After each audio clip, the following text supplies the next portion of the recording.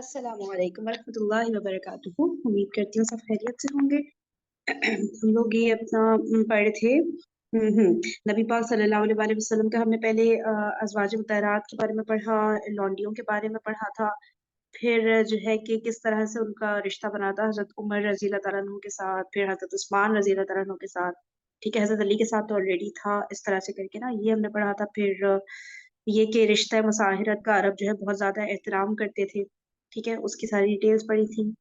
پھر ہم نے یہ جو پڑھا تھا نا، جو منہ بولے بیٹے ہیں کہ وہ حقیقی وارث نہیں ہوتے. ٹھیک ہے نا، وہ والی جو ساری ڈیٹیلز تھی وہ پڑھ لی تھی. صحیح. پھر یہ آیت ہمیں پڑھنی تھی، یہاں پر اسٹاپ کیا تھا ہم نے، ادھر ہی سے پڑھ لیتے ہیں. فہیم جی سوری، میں یسٹرڈے جب ہم امہات المومنین ان کا پڑھ رہے تھے، ہم نے آپ میں بات کر رہے تھے جویریہ رضی اللہ عنہا پہ. آئی تھنک میں نے بولا تھا کہ وہ شاید یہود سے تھیں.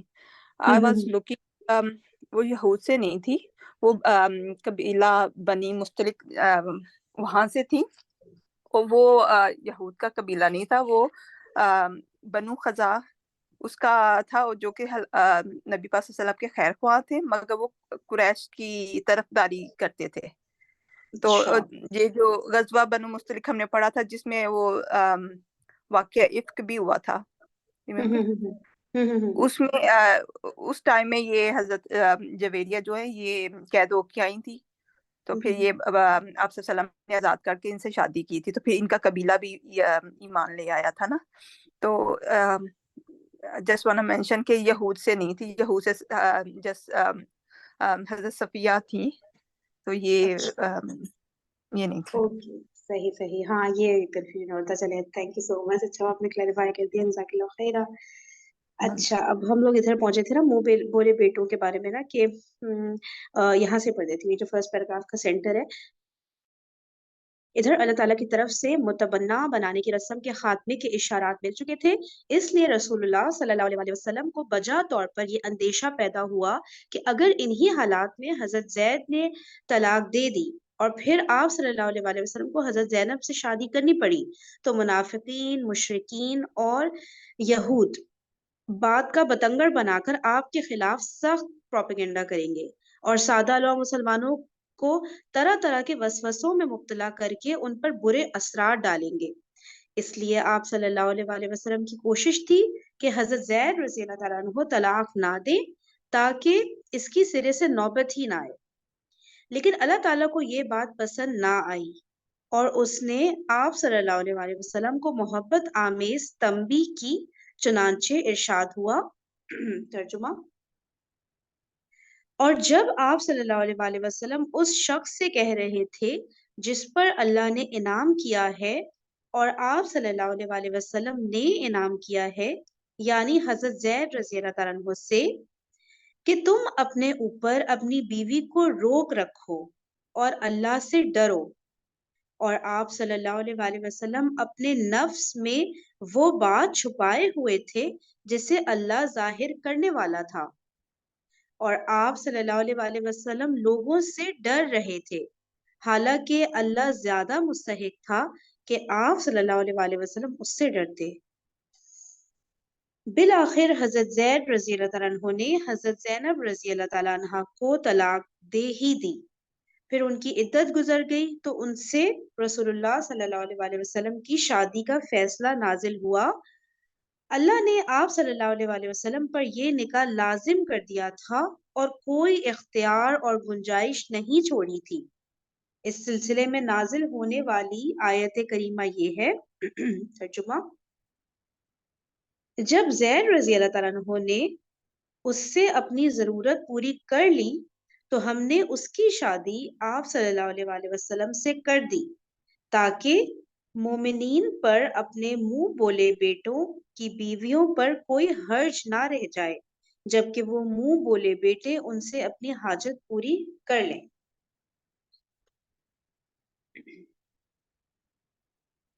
اس کا مقصد یہ تھا کہ منہ بولے بیٹوں سے متعلق جاہلی اصول عملاً بھی توڑ دیا جائے، جس طرح اس سے پہلے ارشاد کے ذریعے قولاً توڑا جا چکا تھا.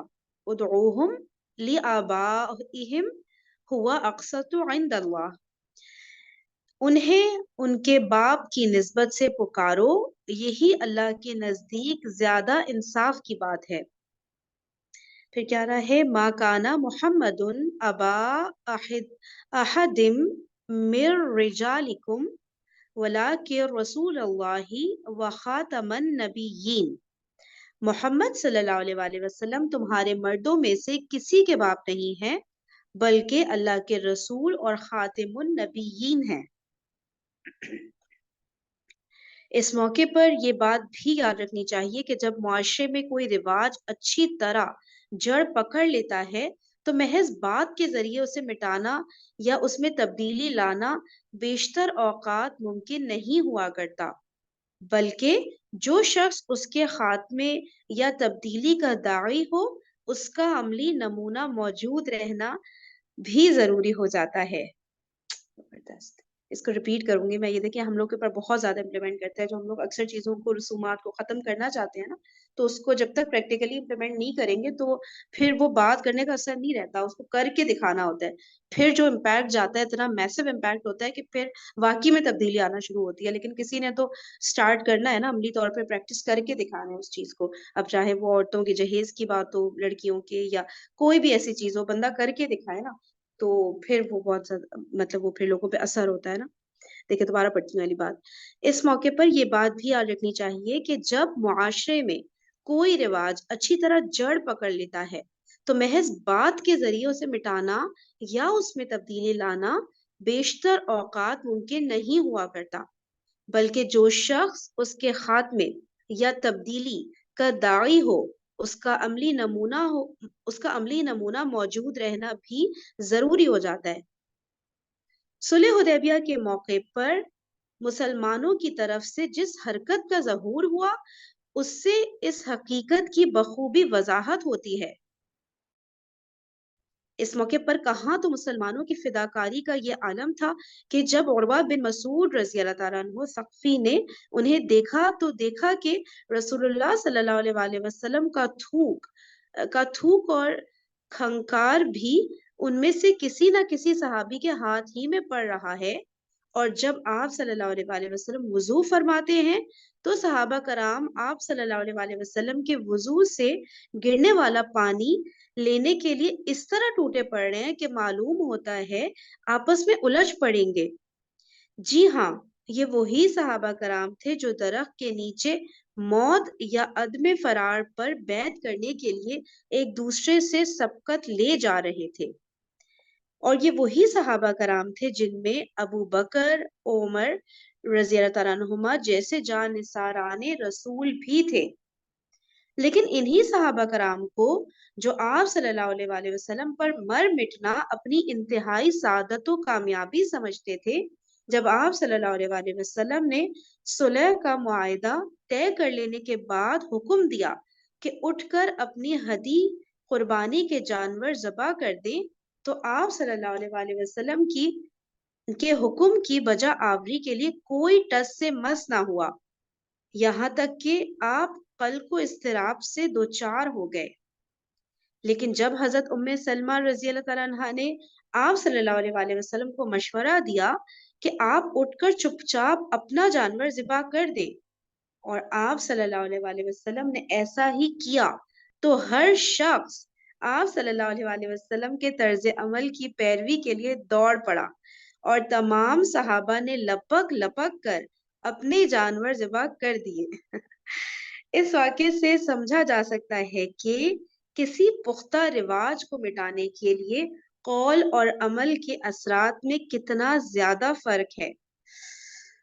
اس لیے متبنہ کا جاہلی اصول عملی طور پر توڑنے کے لیے آپ صلی اللہ علیہ وآلہ وسلم کا نکاح آپ کے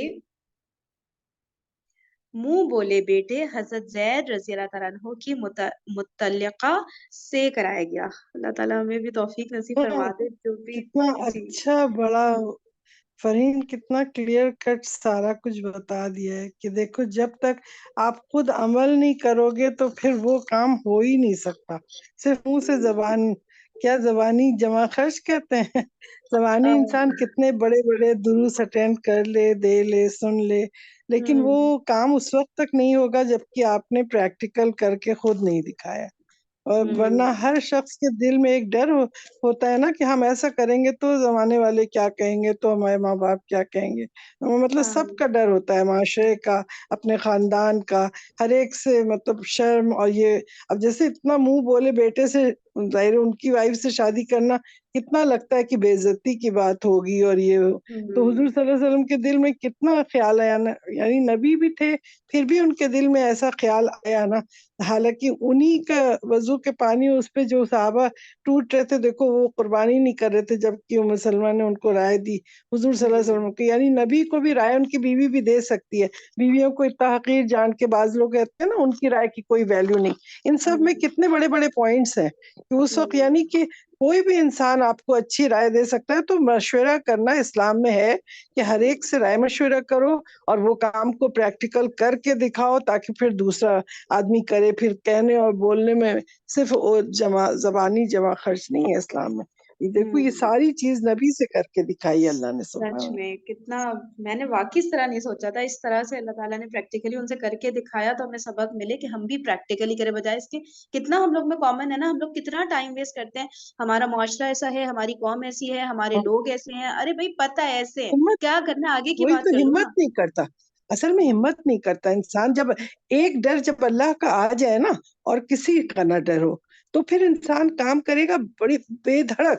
بالکل اس کو کوئی فکر ہی نہیں ہوتی کسی چیز کی، کسی سے پرواہ ہی نہیں ہوتی. لیکن ہمارے دلوں میں ایک خوف دوسروں کا بھی رہتا ہے. اللہ کا تو ہوگا لیکن ساتھ ساتھ دوسروں کے خوف کو ہم نے اتنا اپنے اوپر لگا لیا ہے کہ ہم اللہ کے خوف کو دبا دیتے ہیں نیچے. کشور آنٹی یہ آیت تو دیکھے نا، یہ آیت میں نے تو کبھی اس کا ترجمہ پڑھا بھی نہیں، میں تو رونگٹے کھڑے ہو گئے کہ نبی پاک صلی اللہ علیہ وسلم کو اللہ تعالیٰ والی بات کہہ رہی جو اس میں لکھا ہے نا. دیکھیے محبت آمیز تنبیہ اللہ تعالیٰ نے کی. یہ آیت میں ایک دفعہ پڑھتی ہاں ہوں کرن، آپ کا ریز ہینڈ ہوا ہے، میں ایک دفعہ اور اس آیت کو پڑھتی ہوں، ٹھیک ہے؟ پھر آپ بتائیے گا. دیکھیں یہ ہے، اس آیت کا ترجمہ ہے: اور جب آپ صلی اللہ علیہ وسلم اس شخص سے کہہ رہے تھے جس پر اللہ نے انعام کیا ہے اور آپ صلی اللہ علیہ وسلم نے انعام کیا ہے، یعنی حضرت زید سے، کہ تم اپنے اوپر اپنی بیوی کو روک رکھو اور اللہ سے ڈرو. اور آپ صلی اللہ علیہ جی وسلم اپنے نفس میں وہ بات چھپائے ہوئے تھے جس سے اللہ چھپا ظاہر کرنے والا تھا، اور آپ ہاں صلی اللہ علیہ وسلم لوگوں سے ڈر رہے تھے حالانکہ اللہ زیادہ وہی مستحق تو تھا کہ آپ اس سے ڈرتے. ایسا میرے تو عجیب ہی حالت ہو گئی آیت پڑھ کے کہ اللہ. اچھا سب سے پہلے تو میں ایک ربن منگوانا چاہوں گی، اسے کٹوانا چاہوں گی کرن صاحبہ سے. پہلی دفعہ ہمارے سیشن آئے گی. جی کرن، ویلکم ٹو السلام علیکم، جزاک اللہ. السلام. جی بھائی اچھا آپ بتائیے کیا کہہ رہی جزاک اللہ فرین. اچھا ہیں. اس سے ہمیں نا ایک پہلی بات اس آیت سے تو یہ سیکھنے کو ملتی ہے کہ وہی جو آپ کی والی بات ہے پریکٹیکل. دوسرا یہ کہ حق سے ڈرنا نہیں ہے. رائٹ، آپ کا جب اللہ مددگار ہے، صحیح ہے، اللہ نے جو کہہ دیا وہ حق ہے اور حق سے آپ نے ڈرنا نہیں ہے کیونکہ اللہ ہی بہترین مددگار ہوتا ہے. تو دنیا سے ہم نے ڈرنا نہیں ہے حق بات کہتے ہوئے. دوسری چیز جو ہمیں سیکھنے کو ملتی ہے وہ یہ ہے کہ منہ بولے رشتوں کی کوئی حیثیت اسلام میں نہیں ہے. آپ انسانیت کے طور پہ انہیں لے کے چل سکتے ہیں، لیکن ایسا نہیں ہے کہ اگر کسی کو بیٹا بھول دیا تو وہ محرم ہو گیا اور اس کی بیوی بھی محرم ہو گئی. اس میں یہ پوائنٹ ریز ہوتا ہے کہ کچھ اڈاپٹیڈ چلڈرن جو ہوتے ہیں، تو اگر بیٹی ہے تو باپ اس کا منہ بولا باپ اس کا نامحرم ہی ہے. بیٹی ہے تو یہ نہیں ہو گیا کہ جی وہ میری بیٹی ہے. آپ نے پھر ایک ایج کے بعد اس سے پردہ واجب ہے. اسی طرح منہ بولا بیٹا ہے تو وہ بھی آپ کا سگا نہیں ہو گیا، وہ منہ بولا بیٹا ہی ہے اور ایک ایج کے بعد آپ کا اس سے پردہ واجب ہے. رائٹ، انٹل اینڈ انلیس آپ نے اسے فیڈ نہ کرایا. ٹھیک ہے اسی نا؟ ڈر سے لوگ پالتے نہیں ہے نا. لوگ سوچتے جی ہیں کہ چونکہ ہم شرعی پردہ کرتے ہیں تو ہم اس کو اڈاپٹ کریں گے تو ابھی تو وہ جوان ہوتے ٹائم بھی نہیں لگے گا کہ 9 سال پہ لڑکیاں ہو جاتی ہیں بالغ، لڑکے بھی 12 سال تک. اب تو ایج کم ہو چلی جا رہی ہے نا، تو کافی ارلی ہو جاتے ہیں. تو لوگ کہتے ہیں ابھی ہم نے پالا ہے، ابھی پھر تھوڑے چند دنوں بعد پتہ چلا گھر ہی میں پردہ کرنے لگ جاؤ. تو اس اچھا ڈر 9 سے سال اکثر کی لوگ عمر سے تو آنٹی دیکھیں ویسے بھی حکم ہے کہ بیٹا ہے تو اس کا ماں سے بستر الگ डेफिनेटली होना चाहिए। नहीं इसी तरह 9 बिल्कुल साल की उम्र से ये हुक्म आया हुआ है बाकायदा कि बेटियों को भी एक चादर में ना लेटाएं। 2 बहनें भी हैं ना, तो वो भी एक चादर में ना लेटें, क्योंकि उसके जो बिहाइंड रीजन था वो आज हमें LGBTQ की सूरत में नजर आता है, हाँ राइट? नहीं तो ये हाँ बहुत पहले से भी ज्यादा अब तो होता चला जा रहा है ना। पहले भी जी तो इतनी यंग एज में सोचो पहले 9 साल पे निकाह किस लिए किया, क्योंकि अल्लाह जी ताला को तो पता था ना। अभी तो आज की एज तो 5वीं 6ठी 6 साल की लड़कियां हैं, 7 साल की स्कूल में तो सारी चीज पढ़ाई जा रही है। अब क्या किया जाए, पहली दूसरी क्लास के बच्चों को देख रहे हैं LGBT का, और सारा कुछ पूरी ट्रेनिंग दी जा रही है नहीं, बाकायदा तो से, क्योंकि इसी ये के लिए तो है ना कि अगर आप हाँ, अपने बच्चे को दीनी तौर तरीकों से, शरई तरीके से पालते हैं, तो वो इन सब चीजों से बच सकता है। अगर आप बच्चे को पाकीज़गी का बताते हैं, अगर आप बच्चे को बताते हैं कि बेटा महरम ना महरम क्या होता है, अगर आप बच्चे को गुड टच बैड टच बताते हैं, क्योंकि स्कूल में मैं छोटी सी एग्जांपल दूंगी, हमने अपने बच्चों के स्कूल में कहा कि जी आप इस पे सेशन क्यों नहीं करते बच्चों का। तो उन्होंने कहा जी पेरेंट्स की तरफ से कंसेंट लिया गया था, उन्होंने मना किया है क्योंकि it is a very sensitive issue, और वो नहीं चाहते कि इस तरह से बच्चों को गाइड किया जाए और सेशन किया जाए। मैंने कहा आप कंसेंट रेज तो करें, आप सर्कुलेट तो करें, हम तो विलिंग है, क्योंकि दिस इज द एज कि बच्चों को पता होना चाहिए what is good touch and what is bad touch, क्योंकि टीचर्स का बहुत हाई इन्फ्लुएंस होता है बच्चों पे। टीचर्स की बात यार बच्चे सुनते हैं, मानते हैं। बहरहाल किरण तो वो स्टिल स्कूल वाले नहीं पेरेंट्स शुड करते B ji. The one, parents should be the ones, क्योंकि देखिए स्कूल में जो चीज होती है ना, स्कूल में टीचर ने कुछ बताया वो एक हद तक बताएगी, फिर ओहो भाई पीरियड ओवर हो गया खत्म, वो रैप अप भी सही से नहीं करती, और बच्चे ना आपस में डिस्कस करते हैं और कोई बात कहाँ की कहाँ। मुझे लगता है हमारी ही जिम्मेदारी है एज पेरेंट्स कि भाई ये सब चीजें नहीं, हम ही उनको डेफिनेटली बता कहीं सकते हैं। हमारी जिम्मेदारी जरूर है, लेकिन प्रॉब्लम यह आता है कि आज के बच्चे ना टीचर्स के इन्फ्लुएंस में ज्यादा है, क्योंकि पेरेंट्स वो इन्फ्लुएंस अपने बच्चों पे डाल नहीं पा रहे। वो हमारी अपनी लैकनेसेस हैं, क्योंकि एक अटेंशन, एक टाइम, और हम खूब से खूब तर के चक्कर में लग गए हैं। बेसिकली हम लिबरलिज्म के नाम पे बर्गर बन गए हैं, जो कि मतलब कहूंगी कि धोबी का गधा होता है, जो कहीं का नहीं होता, ना घर का होता है ना घाट का होता है। तो वो सिंपल सी बात है, हम लिबरलिज्म के नाम। सोशल मीडिया इतना ओपन हो चुका है ना कि आप पेरेंट्स का वहां तक आप पहुंच ही नहीं पाते, जहां तक बच्चे हाथ में मोबाइल लेकर न जाने क्या कुछ कर रहे हैं। आप रोक नहीं पा रहे हैं बच्चों को, यही अब तो कोई बात है ना, इतनी आजादी होती है, आपके हाँ बच्चे इतनी को आजादी। रोकना है। बच्चे को कैसे? क्योंकि छोटे से बच्चे के हाथ में मोबाइल का सेंस नहीं बनता, लेकिन हमारे सोसाइटी में ये दिखाने के लिए स्टेटस सिंबल आईफोन बच्चे को लेकर दिया हुआ है, हाँ जी हम तो इतने तोप हो गए कि हमने बच्चे को दिया हुआ है। तो इस टाइप की चीजें जब होती हैं, हम मटेरियलिस्टिक हो जाते हैं। बेसिकली हम यहूदी शरीयतों को, यहूदी तौर तरीकों को अपनाए हुए हैं, क्योंकि वहां पे होता है कि खूब से खूबतर में रहो और दूसरे को लेट ऑन करो। उन्होंने यही तो प्रोपेगेंडा हमारे अंदर पैदा किया है कि हम अपने आप को सुपीरियर समझें और दूसरे को हकीर समझें। तो खवारिज जो है ना, खवारिज तो फिर भी दीनी तौर पे वो एक्सट्रीमिज्म पे चले गए थे, अपने स्टैंडर्ड्स उन्होंने हाई कर दिए थे। हमने तो दुनियावी उम्र को लेके अपने स्टैंडर्ड्स हाई किए हुए। तो हम जिम्मेदार हैं, और बेहतरी घर से आती है, तो बस सबसे पहले हमें अपनी हाँ बेहतरी बस अपने घर से बस लानी है। बात ये है कि माँ बाप को और सबको रोल मॉडल बनना है। जो काम भी हम जमाने में रोकना चाहते हैं, घरों में रोकना चाहते हैं, कुछ भी करना चाहते हैं, हमें फर्स्ट स्टेप खुद लेना होगा पहले। जब तक हम खुद स्टेप नहीं उठाते वो चीज आगे बढ़ ही नहीं सकती है। फरीन बिल्कुल। आपका क्या ख्याल है? जी वो सिस्टर आयशा ने हैंड रेस किया हुआ है, वो हाँ उनका देख बस लेते मैं जी एक आशा पॉइंट और बोलिए। ऐड कर दूं, फिर मैं लीजिए करती हूँ। अच्छा, एक और चीज हमें यहाँ पे सीखने को मिलती है, वो ये है कि हजरत सलमा रज़ी अल्लाह ताला अन्हा से जो सजेशन एडवाइस ली हुजूर सल्लल्लाहु अलैहि वसल्लम ने, इससे हमें औरतों की बात की अहमियत का, कि इस्लाम का जो परसेप्शन है कि औरतों को वैल्यू नहीं करते, तो हुजूर सल्लल्लाहु अलैहि वसल्लम ने उनकी एडवाइस पर ज़िबा किया जानवर अपना। तो ये यहाँ से हमें औरतों की अहमियत और उनके सजेशंस की वैल्यू पता चलती है। ये जब वही तो नबी है। सल्लल्लाहु अलैहि वसल्लम उसे वैल्यू करते हैं, तो हमारी सोसाइटी के लोग, it is the biggest example, क्योंकि वो तो फिर आपने पीछे पूरे लश्कर के लिए एक एग्जाम्पल अब बनना था तो ना। खैर अब तो खैर आजकल औरतें मर्दों को राय देती हैं, ये तो बहुत ज्यादा कॉमन हो चुका है। जी जी चलिए सिस्टर आयशा औरतें ही तो ऊपर चढ़ी आंटी वो होती राय जो है वो अपने पर्पस की होती है ना, तो सबसे पहले इस्लाह की तरफ आए है। औरतें, उसके बाद अपने शौहरों को नहीं सजेशन से। चलिए अच्छा चलिए सिस्टर जज़ाकल्लाह। आयशा को नहीं, जज़ाकल्लाह खैर। चलिए। जी सिस्टर आयशा। जी मैं सिस्टर किरण ही के पॉइंट को के बारे में बोलूंगी कि जो अडॉप्शन की बात हो रही थी कि वो फिर एक स्टेज के बाद नामहरम हो जाते हैं। मर्द के लिए अगर लड़की अडॉप्ट की है वो है, और औरत के लिए अगर बच्चा बेटा अडॉप्ट किया है लड़का, तो उसका एक हल ये बताते हैं कि अगर अडॉप्ट करना है, बेबी गर्ल अडॉप्ट करनी है, तो वो जो कपल उसको अडॉप्ट कर रहे हैं, मर्द की सिस्टर अगर उसको फीड कर रहे हैं ना, तो वो फिर लेटर ऑन मर्द के लिए सही रहेगा कि जैसे बहन की हवाले से।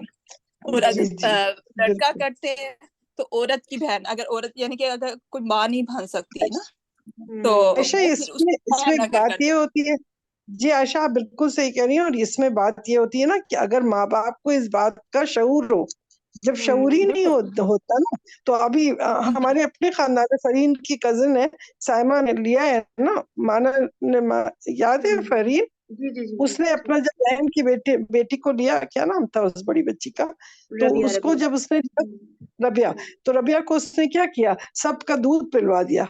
जब छोटी सी थी ना, तो दूध के टाइम में वो चच्ची का भी और फला का जितने भी रिश्ते थे उसको पता था, उसने सबका महरम बना दिया। अब उसको पर्दे की जरूरत ही नहीं पड़ रही है, जवान हो गई है तो। अच्छा माशाल्लाह, हाँ इतनी अवेयरनेस की बात है। हाँ तुम्हें नहीं पता था ना फरीन ये बात? नहीं, मुझे नहीं पता। तो देखो हमारे खानदान में ये हुआ है, सगे मेरे भाई की बेटी है, उसकी औलाद नहीं थी तो बहन की बेटी को अडॉप्ट किया था उसने उस जमाने में। आज वो बच्ची जवान हो गई है, अब वो सारे खानदान में वो सगे सगे सारे रिश्ते हो गए, जो कि जो नामहरम होने चाहिए थे इस वक्त, तो वो सारों का दूध पी पी के वो सब की रजाई बन गई। इस तरह वो सब के लिए कितना अच्छा हो गया। माशाल्लाह, चले अच्छा। फहीम, जी जी, ये जो हम ज़ैद रज़ियल्लाहु अन्हा का पढ़े हैं, हज़रत ज़ैनब का, नबी पाक सल्लल्लाहु अलैहि वसल्लम ने हज़रत ज़ैद ही को उनके ही हाथ अपना, यानी कि हज़रत ज़ैनब के पास शादी का पैगाम भेजा था, वो ही पैगाम लेके गए थे। जी जी जी, सही कह रही हैं वाकई, ये सरप्राइजिंग बात है। क्या सही, चीज चलो क्या चीज आयशा फिर से बोलिएगा? नबी पाक सल्लल्लाहु अलैहि वसल्लम ने हज़रत ज़ैद के हाथ ही अपनी शादी का पैगाम हज़रत ज़ैनब के लिए भेजा था, वो पैगाम लेके गए थे। तो हज़रत ज़ैनब जी उस टाइम जी आटा गूंथ रही थी, हज़रत ज़ैद ने दूसरी तरफ मुंह करके पैगाम दिया। सही, बिल्कुल, कितनी मजे की बात है ना। इंशाल्लाह कल इसको ना कंटिन्यू करते हैं सेशन को ना, टाइम ओवर हो गया, ठीक है। ओके जी, जज़ाकुमुल्लाहु खैरन कसीरा, सुब्हानकल्लाहुम्मा व बिहम्दिका, नशहदु अल्ला इलाहा इल्ला अंता, नस्तगफिरुका व नतूबु इलैक। जी कुछ कह रही हैं? क्लास में लेट हो गई मैं। ओके ओके, अस्सलाम वालेकुम व रहमतुल्लाहि व बरकातहू।